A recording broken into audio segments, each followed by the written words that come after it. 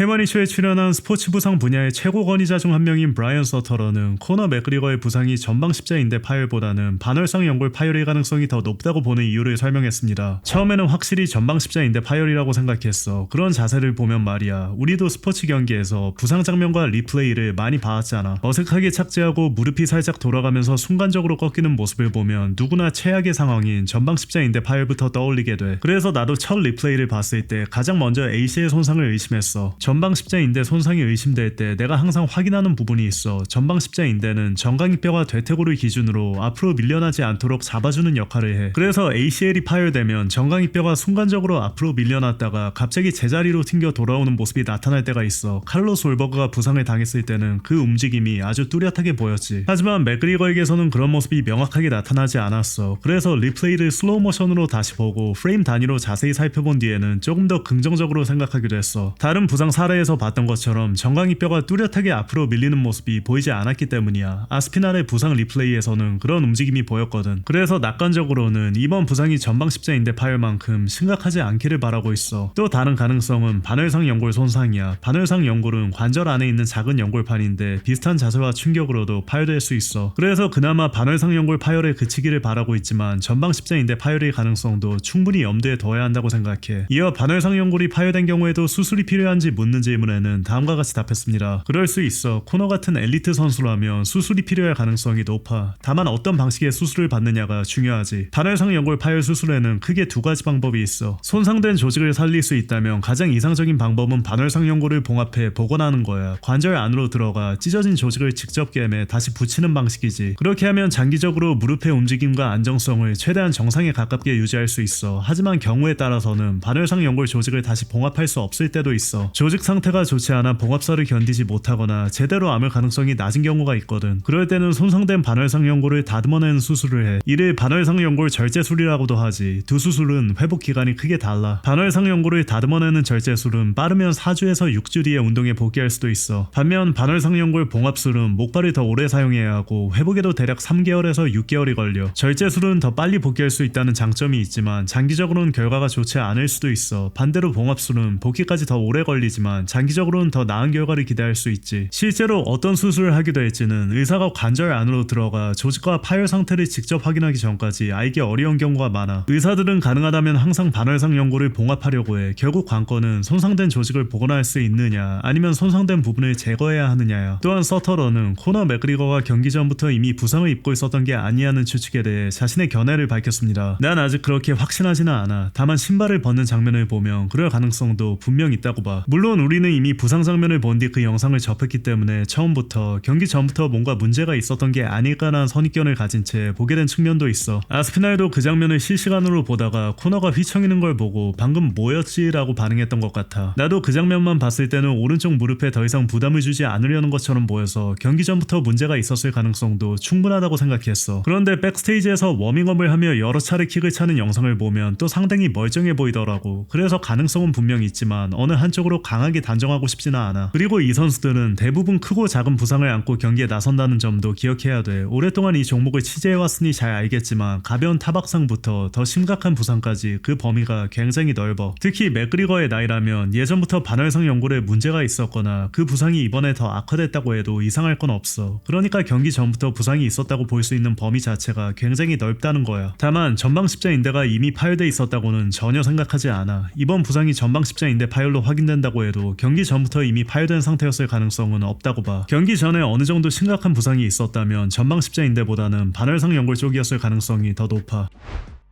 대놓고는 서미션 라디오와 인터뷰에서 코너 맥그리거의 몸이 더 이상 MMA의 신체적 부담을 견디기 어렵다며 복싱에서 선수 생활을 마무리해야 한다고 주장했습니다. 코너 맥그리거가 이름값 있는 선수와 복싱으로 맞붙어 1억 달러를 버는 모습을 보는 것만으로도 우리는 충분히 기대할 것 같아. 굳이 몸을 쥐어짜가며 MMA 경기를 한 번 더 치르게 할 필요가 없다는 거지. 물론 복싱도 굉장히 힘든 스포츠지만 몸 전체에 가해지는 부담은 훨씬 적으니까. 내 생각에는 복서들이 MMA 선수들보다 머리에 더 많은 충격을 받는 것 같아. 더 큰 글러브를 끼고 3분씩 번씩 12라운드를 싸우기 때문이지. 머리에 가해지는 충격은 복서들이 더 많다고 보지만 몸 전체로 보면 MMA가 관절에 훨씬 더 큰 부담을 주는 건 분명해. 인대와 무릎에 잔부상이 생기고 허리와 목까지 상할 수 있잖아. 피로가 쌓이거나 부상을 당할 수 있는 부위가 훨씬 더 많아. 이제는 코너의 몸이 MMA를 더 이상 버티기 어려운 지점에 온 것 같아. 그러니 선수 생활의 마지막 몇 년은 복싱을 하면서 엄청난 돈을 벌게 해주는 게 좋다고 봐. 또한 대놓고는 UFC가 확실한 차기 도전자가 한 명으로 정해지는 상황을 원하지 않는다고 주장했습니다. UFC 입장에서 확실한 차기 도전자가 한 명뿐이고 모두가 그 선수가 다음 타이틀 도전자이며 다음 타이틀전도 그 선수와 치러질 거라고 알고 있다고 해보자. 예를 들어 아르만을 비롯한 다른 선수들이 내일이라도 모두 다리를 다쳐 이탈하고 타이틀을 노릴 수 있는 선수가 패디 핀블렛 한 명만 남는다면 UFC로서는 좋은 상황이 아니야. 확실한 도전자가 한 명뿐이면 그 선수와의 협상이 굉장히 어려워져. 그 선수가 엄청난 돈을 요구할 수 있고 모두가 그 경기가 열릴 거라고 기대하고 있으니까. 결국 UFC는 그 경기를 성사시키기 위해 그의 요구를 어떻게든 들어줄 수밖에 없어. 반면 타이틀전에 나설 만한 선수가 5, 6명 혹은 3, 4명 정도 있고 모두 충분한 명분을 갖고 있다면 UFC는 그들을 서로 경쟁시키며 협상할 수 있어. 패디에게는 아르만은 이 금액에 하겠다고 했어 라고 말하고 아르만에게는 패디는 이 금액에 싸우겠다고 했어 라고 할 수 있지. 여기에 다른 선수는 이 금액에 단기 대세 출전까지 하겠다고 했어 라고 말할 수도 있고, 이런 식으로 선수들을 서로 경쟁시키면서 협상할 수 있는 거야.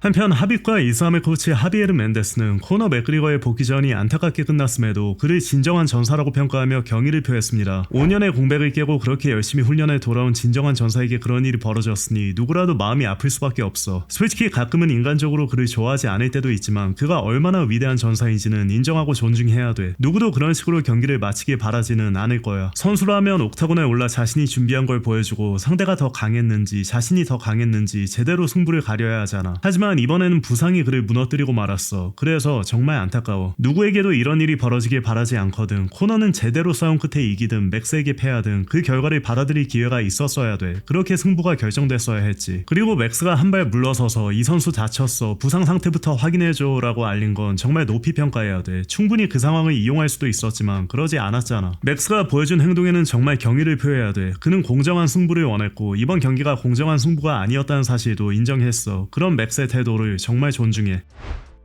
코너는 어제 올린 글을 통해 부상당한 무릎 수술을 받을 예정이라고 밝혔습니다. 내 믿음은 어떤 상황에서도 흔들리지 않아. 그리고 그걸 증명할 기회가 주어졌다는 게 감사해. 내 생활 방식의 변화는 일시적인 게 아니라 영구적인 거야. 그걸 증명할 기회가 주어졌다는 게 감사해. 난 지금 죄악의 도시에 있지만 어떤 죄에도 물들지 않고 있어. 그 문은 절대 열지 않을 거고 봉인을 깨뜨리지도 않을 거야. 난 이미 다시 승리를 쌓기 시작했어. 예수님의 이름으로 기도할게. 오늘 교회 예배는 정말 강렬했어. 마음은 무겁지만 그리스도 안에서 내 정신은 굳건해. 우리 가족이 날이 갈수록 하나님을 더 사랑하게 되는 모습을 볼 수 있어. 정말 감사해. 난 하나님의 자녀야. 난 하나님의 친구야. 하나님은 길이 없어 보이는 곳에서도 나를 위해 길을 만들어 주셔. 난 상황의 희생자가 아니야. 난 그 모든 걸 이겨내. 하나님은 자신의 선한 뜻을 이루도록 내 안에 의지를 주시고 행동하게 하셔. 내 젊음은 독수리처럼 새로워지고 있어. 난 예수님 안에서 온전히 사랑받고 소중히 여겨지며 귀한 존재로 받아들여지고 있어. 난 하나님이 주신 건강을 누리며 살아가고 있어. 난 초자연적인 보호 아래 살아가고 있어. 모든 일은 결국 나에게 좋은 방향으로 풀릴 거야. 난 믿는 사람이기 때문에 모든 것이 가능해. 수술 전 재활, 무술 훈련 복귀, 다시 도전, 계약에 남은 마지막 경기. 하나님 제발 주님을 믿습니다. 제게 주님의 길을 보여주세요. 하나님 감사합니다. 이와 함께 다음과 같은 글도 올렸습니다. 점점 가까워지고 있어.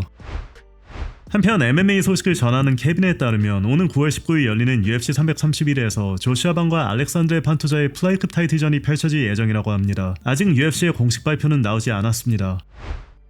긴급 속보입니다. 칼릴 라운트리가 오는 7월 25일 열릴 예정이었던 마고메드 앙칼라이프와의 경기에서 빠진 걸로 전해졌습니다. 이에 따라 UFC 아부다비에서는 앙칼라이프와 구스코프의 경기가 대체 매치로 열릴 예정입니다.